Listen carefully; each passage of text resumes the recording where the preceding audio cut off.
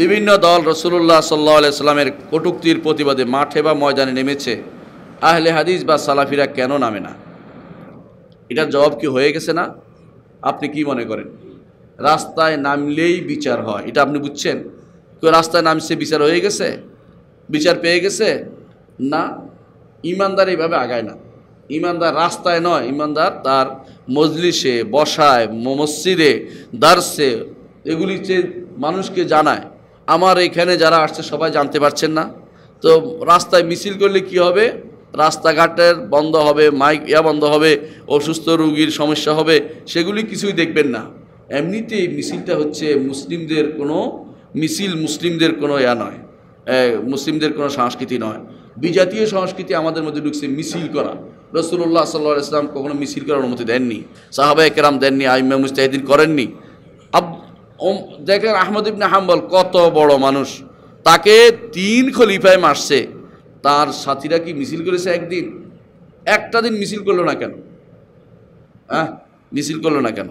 এই মিছিলগুলো কখনো ইসলামের কোনো অঙ্গ নয়। মিছিল কারা করছে? সর্বপ্রথম ওসমান ইবনে আফফান রাদিয়াল্লাহু আনহুর বিরুদ্ধে মিছিল করতে নামেছে বাগিরা, কারণ তারা ছিল সন্ত্রাসী। এই সন্ত্রাসীরা মিছিল করে সবসময়। মিছিল ইসলামের কোনো সংস্কৃতি না।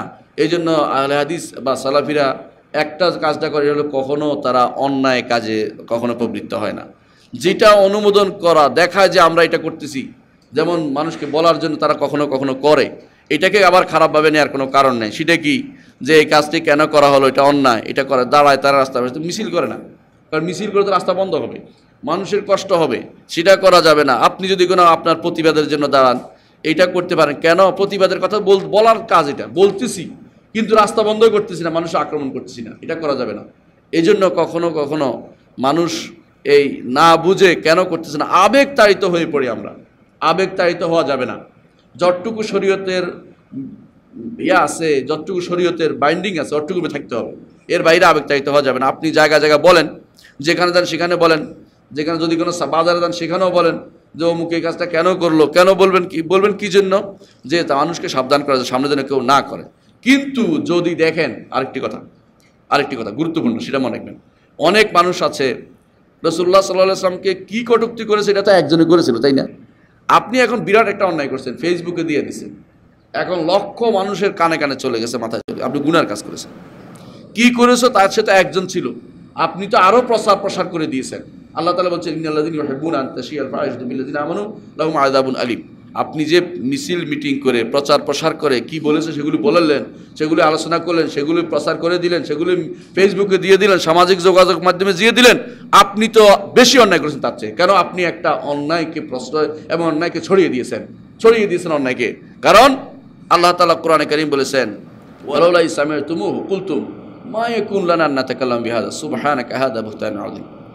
আয়েশা রাদিয়াল্লাহু আনহার বিরুদ্ধে তার যখন একটা অপবাদ হলো না, অপবাদ হওয়ার পরে তখন আল্লাহ তাআলা শিখিয়ে দিলেন যে তারা কেন যখন এটা শুনলো তখন বলে আমরা এটা উচ্চারণ করতে পারবো না, এটা বলা দরকার ছিল তাদের। আর আপনি উচ্চারণ তো শুরুর কথা আপনি ফেসবুকে লিখে জায়গায় জায়গায় এটা ছড়িয়ে দিয়েছেন। কি পাইছেন আপনি? আপনার গোপন থাকলে তো সে একা একা কতক্ষণ পরে ঠিক হইতো, এবং বলতো যে বলার কোনো লোক পাচ্ছে না। আপনি নিজে এটা ছড়িয়ে দিয়েছেন। যারা ছড়িয়ে দিয়েছে আপনার দরকার ছিল বন্ধ করে দেওয়ার, যে এটা আর যেন না ছড়া, এটাকে বন্ধ করে দেয়, এটা কীভাবে কাটা যায় তাকে আমরা ডিজেবল করে দিই, এটা করতে পারতেন। এটা না করে আপনি ছড়িয়ে দিচ্ছেন, আরও বেশি আগুন লাগাই দিচ্ছেন। এ আগুন লাগানো তো শরীয়ত বলে না কখনো। আপনার মাধ্যমে আরও বেশি ছড়াইছে কথাটা।